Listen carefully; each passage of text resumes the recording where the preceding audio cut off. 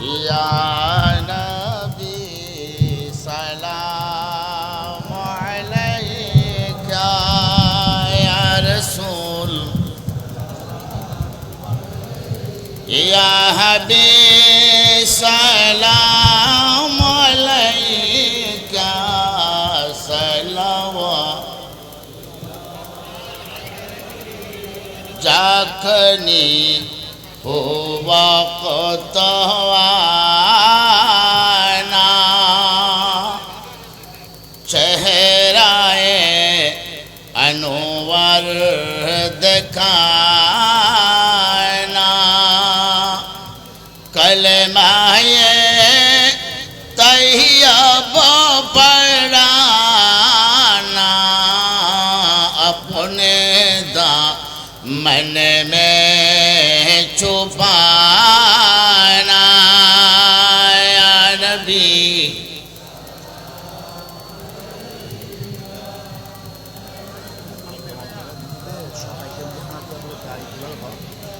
یا حبیب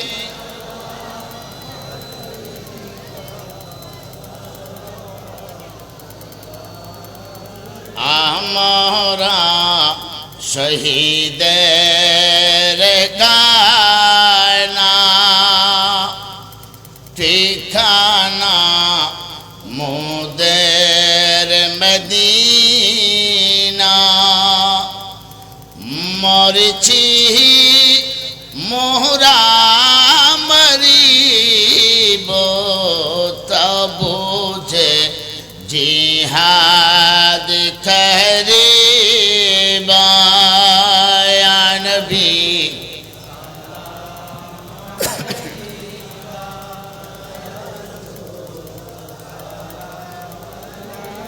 ইয়া হাবিব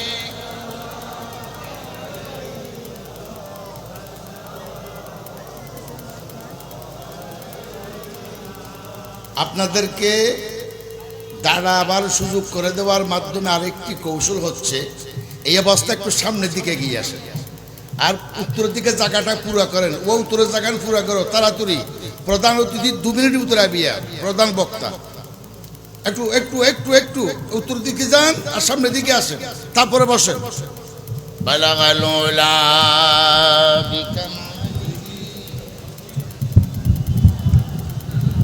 আকর্ষণ এসে গেছেন অলরেডি কেউ স্লোগান তুলবেন না হই হুল্লা করবেন না আল্লাহর ওয়াস্তে কেউ উঠবেন না আমরা বেশি আবেগে হওয়ার কারণে আমরা মাহফিলে বক্তা থেকে মাহরুম হচ্ছি আল্লাহর ওয়াস্তে কোন রকমের হই হুল্লা করবেন না আবেগ দেখাবেন না লা ইলাহা জোরে লা ইলাহা সবাই আমার দিকে তাকান লা ইলাহা লা ইলাহা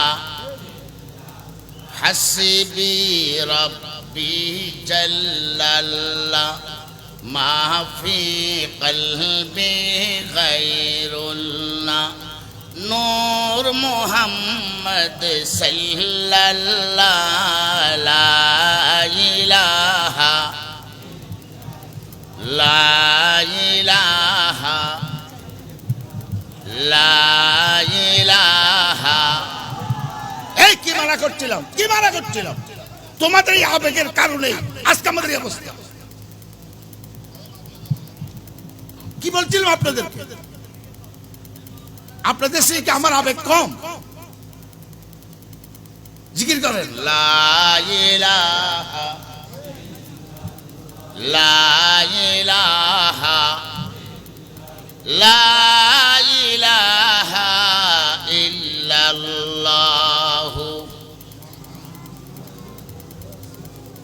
ইনশাআল্লাহ আমাদের আকাঙ্ক্ষিত মেহমান আমাদের সামনে উপস্থিত হয়েছেন খুশি না বেজার বলেন আলহামদুলিল্লাহ কোনো স্লোগান হবে না আমি বলছি নীরবে নিস্তব্ধে ওয়াজ শুনবেন স্লোগান দেওয়ার সময় আরো অনেক আছে ইনশাআল্লাহ তো আমি আলোচনা করব না, 12টার মধ্যে ওয়াজ শেষ হবে ইনশাআল্লাহ। আপনারা সবাই বসে যান। দুইটা অপপ্রচারের শিকার হয়েছি আমরা। একটা হচ্ছে বক্তারা আসবেন না, দ্বিতীয় হচ্ছে মাহফিল বন্ধ করে দেওয়া হয়েছে।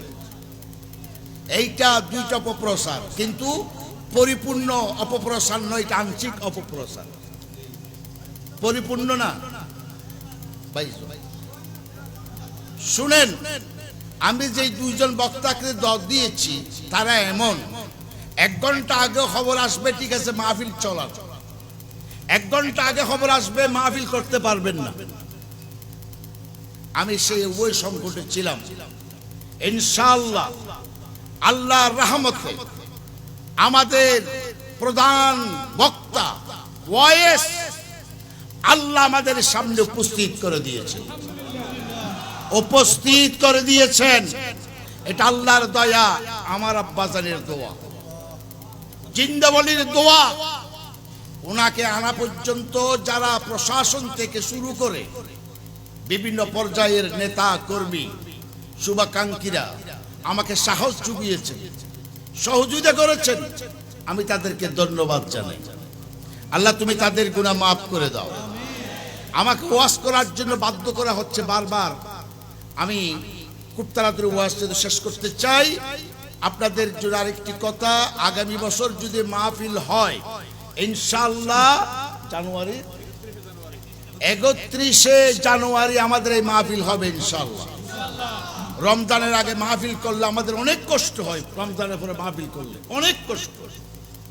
সুতরাং জানুয়ারির 31শে জানুয়ারি মাহফিল হবে, এবং এখানে বাংলাদেশের যত বক্তা আছে, পরিবেশ যদি আমাদের অনুকূলে থাকে, সব বক্তা ইনশাআল্লাহ আমরা হাজির করব। আমরা কথা দিলাম, আমরা হাজির করব ইনশাআল্লাহ। আগামীবার আমার চেয়ারম্যান সাহেব সাবেক জহির ভাই, আমাদের যিনি নির্বাচন করেছেন আমাদের আক্তার কামাল ভাই, ওনাদের সাথে সমন্বয় করে আগামীবার বৃহত্তর একটি কমিটি করব আমরা, এবং এই কমিটি থেকে সব সিদ্ধান্ত পাস হবে এবং সেইভাবেই মাহফিল হবে। সব বক্তাকে হাজির করব ইনশাআল্লাহ। জোহরের পর থেকে ধারাবাহিকভাবে মাহফিল চলবে। আপনারা ইনশাআল্লাহ খুশি আছেন তো? এখন আমি মাইক ছেড়ে দিচ্ছি, ঘোষণা হবে। আমাদের অতিথি প্রধান মুফাচ্ছির আপনাদের সামনে আজকে আধ্যাত্মিক জগতে আলোচনা করবেন। দরকার আছে নাকি নাই? উদ্দি ফালালি নৌ ভিতরে ঠিক না তাইলে খবর কথা ইস্ত না কোথায় না রে তো বের মারল অন্দরের গাত খবরের জন্য। যদি ভিতরে ঠিক থাকে না রে তকবীর স্লোগানে বাতিলের সিংহাসন কাঁপতে বাধ্য হবে ইনশাআল্লাহ। আমাদের আত্মাকে পরিশুদ্ধ করতে হবে, শক্তিশালী করতে হবে।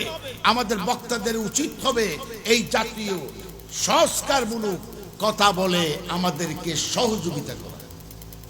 আমি মাইক ছেড়ে দিচ্ছি। আসসালামু আলাইকুম ওয়া রাহমাতুল্লাহ।